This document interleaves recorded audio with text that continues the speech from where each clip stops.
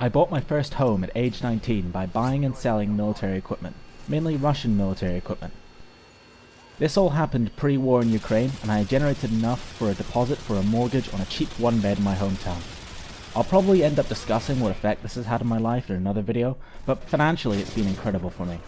I'm expected to sell for over a profit of £50,000, and once I've paid off the £20,000 home improvement loan I took out to fund the renovations, I'll pocket around 30k for my next home deposit. First, some preamble. I'm an avid airsoft player, which is basically like paintball, but you shoot little plastic 6mm ball bearings out of very realistic looking guns, using often real military kit whilst you play. Many airsofters take pride in assembling very authentic or practical military wardrobes for play, though I myself tend to stick with cheap and functional hoodies and chest rigs for maximum comfort and low cost. Around when I was 16, I was a university student and, naturally, a brokey, and I needed to find some money on the side to fund my PC part addiction and saving up for moving out. I already had a part-time job as an apprentice civil engineer, but the pay was absolutely naff, with the main thing of value from it being the work experience I gained.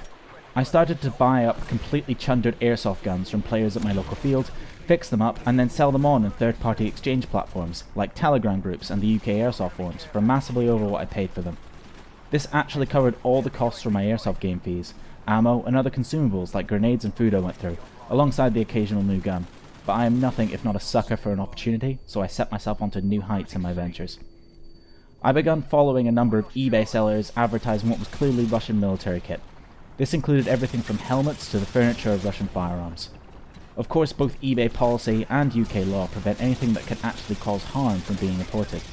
The only law that was violated was Russian federal export law, but I don't really see why anyone would care about that.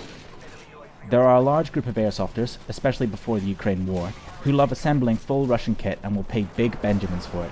So I would buy this stuff up in bulk, mainly Smersh webbing vests, Gorka kits, and various Russian body armor systems from the 90s and 2000s, and sell them on. This net me a tidy profit, and makes up the majority of my spoils from my arms dealer arc of my life.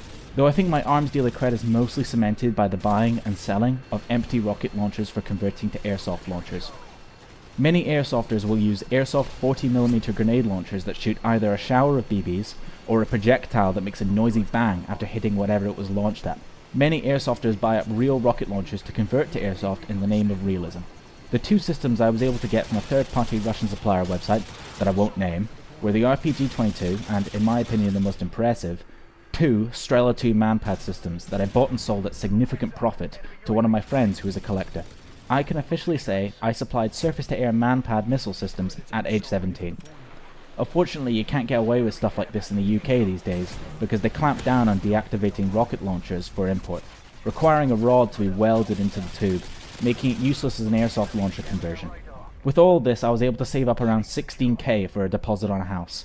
This didn't all come from airsoft arms, about 2/3 came from just working, but I think it was a pretty fun era of my life and an excellent conversation starter. I guess I can also say that I removed 2 manpads from potential Russian service, so I guess I did my part.